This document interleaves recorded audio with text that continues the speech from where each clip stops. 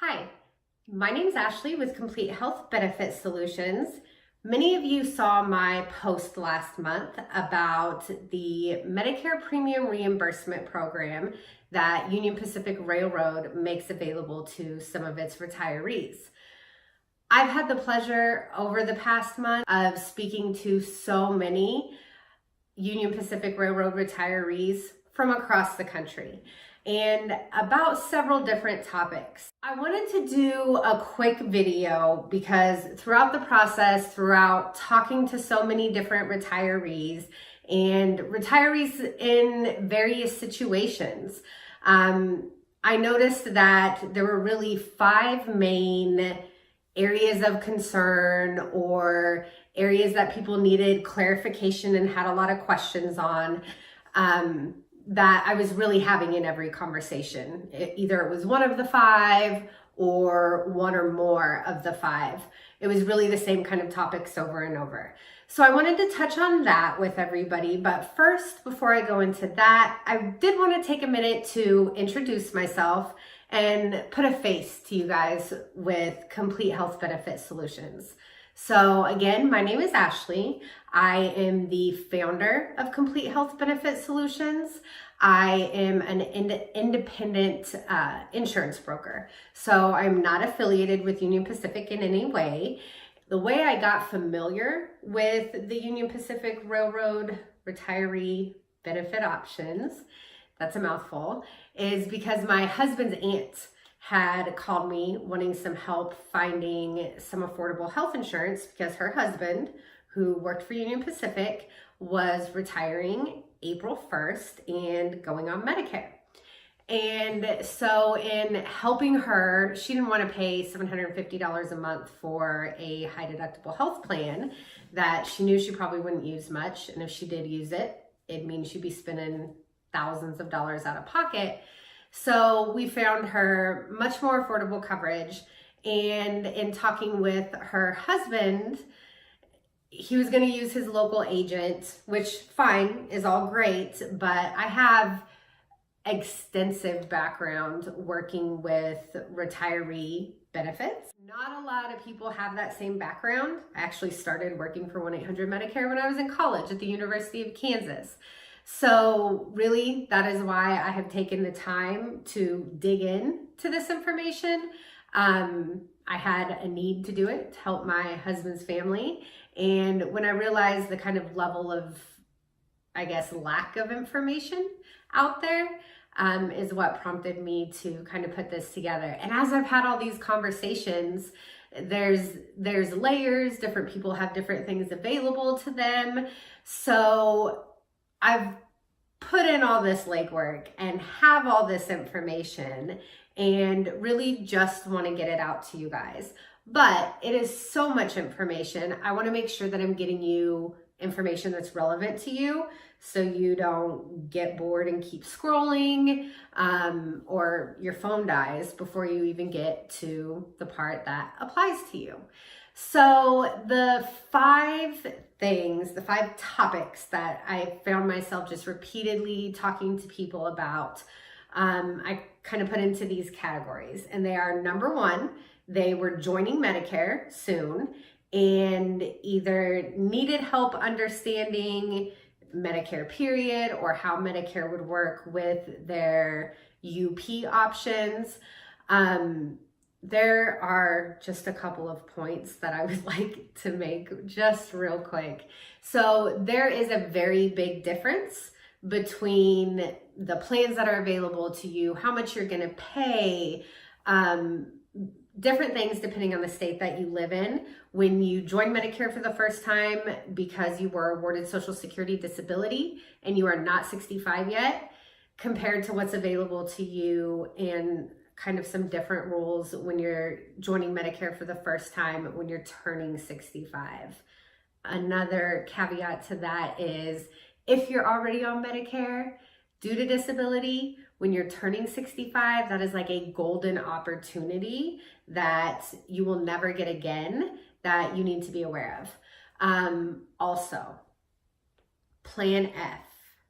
Somebody joining Medicare should not be paying over $180 a month. I've seen several instances where people are paying $200, $220 a month for a Plan F at 65 years old. Unless you live in Washington or Florida, you're simply paying a lot of money for a plan that you can get essentially the exact same coverage. There's one benefit difference, but when you work out all the numbers, it really comes down to paying too much. Completely get it. Plan F has been the Cadillac plan that everybody has sworn by for a lot of years, but there's really just some more strategic things you can do. So that's been a huge part of the conversation. Or just overall, I've talked to people who had no idea that you pay for Part B, that's going to come out of your railroad retirement check. So new to Medicare, joining Medicare for the first time. Also, a lot of really in-depth conversations with people who have Medicare and are eligible for the UPREHS benefits and will have the Medicare secondary plan. There is so much to be discussed about that, so I'm not even going to get started, but promise to make more information available to you. But just know that the UPREHS plan, sorry, that's a mouthful, is not hands down unequivocally the best option available to you for everybody. Some people, it's definitely the thing to do. A lot of other people, not necessarily. You really need to compare benefits, compare costs, compare the benefits that you get for what you pay. It's a multi-layered kind of comparison that you need to do when making these decisions. So there's a lot to at least, if nothing else, see about how the UPREHS plan works compared to the options that are available to you. And I've put together a very in-depth kind of comparative analysis. The third one, also really, really big, is retirees who are on Medicare, joining Medicare, and have a spouse that is under age 65 and needs a coverage solution. So I know that UP makes available to people, maybe it's not the same for everybody, but some variants of, just over $400 for a plan that's kind of watered down. I don't think it even has prescription benefits, all the way up to paying $1,200 to keep the coverage that they had through COBRA. That is astronomical. It would be a very rare situation where I think somebody would need to pay I almost said 12,000. It's over 12,000 a year, $1,200 a month for a COBRA plan. There are absolutely options available out there for coverage, for sure under $800 a month, very commonly under $500 a month, where you could potentially see no out-of-pocket costs in a year, depending on the services that you had. So I think that it's definitely something worth talking through and understanding your options. Things changed in 2019. The current administration in DC eliminated the individual penalty for not having Affordable Care Act compliant health care, which was basically that income tax penalty people receive for not having insurance. Well, that went away. Would never suggest that somebody goes without insurance, but what that did was allow insurance companies to start selling more flexible, more affordable insurance plans. It's a really long story about how all that works. I'm happy to talk through it with you if you're very interested in it, but basically it made a lot more affordable options available. And I think it's worth understanding what those options are. The fourth topic that I talked to a lot of people about were their current Medicare coverage. So, I talked to several people ranging from, they had their Medicare started a week or two ago, and it pains me when at some point in the conversation somebody says, "Oh, I wish I would have talked to you before I enrolled in this plan. The good news is your first 12 months in Medicare, you usually have quite a bit of flexibility to make some changes if you're not comfortable what you enrolled in. Usually within your first 6 months, you're wide open to make changes. But in some cases, up to 12 months until open enrollment, the annual enrollment period in the fall, to make changes if it's your first year in Medicare. A lot of people too just weren't fully aware of what they enrolled in. I was having a conversation with a guy in Iowa who was telling me, I'm so jealous about all these golf trips and traveling him and his wife had already done in the 2 months since he retired, and they had a whole year worth of stuff planned out. And I made a comment asking if his wife was on the same plan that he was. He was on exactly what I would have recommended. And he said, oh no, she's really healthy, so she enrolled in one of those plans without a premium, so she doesn't pay anything for it.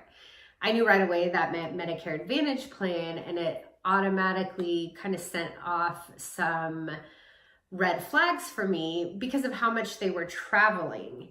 And she was not aware that even though it was a PPO, which usually means you have a nationwide network, it was a local only PPO, which means most of the places they were traveling, if she would have needed medical care for anything other than a life-threatening emergency, it likely would not have been covered because she would have been out of the network. It would have been subject to a $10,000 deductible. The very last topic that I had a ton of conversations about with people is kind of the additional benefits that, anytime you retire or take on a new job, have a big life change that impacts your insurance, everybody's focus is medical and prescription drug, which makes sense. It's by far the most expensive and the most important one that you want to have. But there's a lot of other little benefits that are easy to forget about, or the information definitely isn't as easy to find. So people think it's either not available or they don't even know how to go about it. So I had a lot of great conversations with people about dental and vision plans that are extremely affordable, that don't have waiting periods, that the next day after you enroll, you can go get your cleanings or preventive exams done at no cost to you. If you need to get a crown or dentures or a filling, you don't have to wait 3, 6, or 12 months. You have benefits available to you the next day. And vision, don't pay out of pocket for glasses without insurance. I hear people all the time tell me they pay $400, $600, $800 for their glasses. You can get a vision plan for under $11 a month, that you're going to pay a $25 copay for your exam and a $25 copay for your lenses, and a frame allowance that more than covers most people's lenses. So, please know that there's information out there. There are plan options available to you beyond, what you were offered probably when you went to Omaha to retire. It's also a lot to navigate and try and figure out by yourself. That is another point I want to make. I talked to a lot of retirees who were very informed and absolutely put in work. I was impressed about the level of knowledge that people had, but I'm just here to help. I get a lot of satisfaction around helping people, get to a better place with their healthcare because it directly impacts their finances. Probably one of my favorite all-time stories has happened within the last month with a Union Pacific Railroad retiree out of Missouri. He retired on Medicare, wife still in her late 50s. We talked several times throughout the month, but yesterday on May 1st, she started her new coverage and was able to cancel the other health plan that she had, and is saving over $400 a month in premiums. We also made an adjustment to his Medicare plan and saved him over $100 a month. All in all, they're saving almost $550 a month. That's over $6,600 a year. And if the wife were to experience the same medical events that she did last year, that racked up $5,000 in medical bills for them, if she experienced those same events this year, based on the benefits that we enrolled her in, she would likely have no out-of-pocket costs. So if you add that $5,000 to the $6,600 that they're saving in premiums, I love to be able to help people like that. So as you can tell, a lot of information has come out of all of these conversations, and I've put so much of it together. I do want to make sure that more people get a chance to see it. I'm not here to convince you to do anything. I've told several people I'm a horrible salesperson. So don't feel like if you engage or interact for more information that you're going to start receiving harassing calls from me or robocalls. I will not rent, sell, or lease your contact information. But whatever level of help that you do want, I'm more than happy to provide. So here's what I'm going to ask of you, because this is the best way I can think of to get you the information that is going to be applicable to you. So go ahead and click the link below the video. It's going to take you to my website. You're going to click the green button about Learn More. And I really just have a couple of questions, basically having you kind of select either the, of those 5 topics that you want more information on, or which one of the categories applies to you. That way I can send you that information. And like I said at the beginning, you don't have to sift through it or, make sense of a bunch of stuff that won't apply to you. And then I will send you via email some much more detailed information. It might come in a couple different pieces, just so it's not too much at once. But again, I am here to really just make sure that you have the tools, the information, and the knowledge that you need to make the right healthcare decisions that also fit you financially and for your healthcare needs. So you can give me a call. The number is right here, 785-370-3017. If at any point you have questions, you want to talk through your individual situation, because your individual situation absolutely becomes the most important factor at the end of all of this. Nothing with Medicare is one size fits all. If I can say anything that hits home, it's that nothing with Medicare is one size fits all. So information that you always, thought to be true, or what you always heard people say, that stuff changes. Medicare is undergoing huge changes with the MACRA Act that go into effect January 1st of 2020, which should be impacting decisions now. And what's best for your spouse, your sibling, your neighbor, your best friend is, unless you have the exact same health conditions and health history, the exact same medications, the same plans likely aren't the best for both of you. So just know that I'll give you as much general information as possible, but there's always going to be that individual piece that needs to be factored in at the end. Feel free, like I said, give me a call. Number's still listed right here. If you have questions, want to talk through your situation, you can also email me, which I will list here as well. I hope you find this helpful. I'd love to hear about it. If you're able to save some money, it'll make me feel good about what I do every day. And again, please don't hesitate to reach out if there's anything I can help with.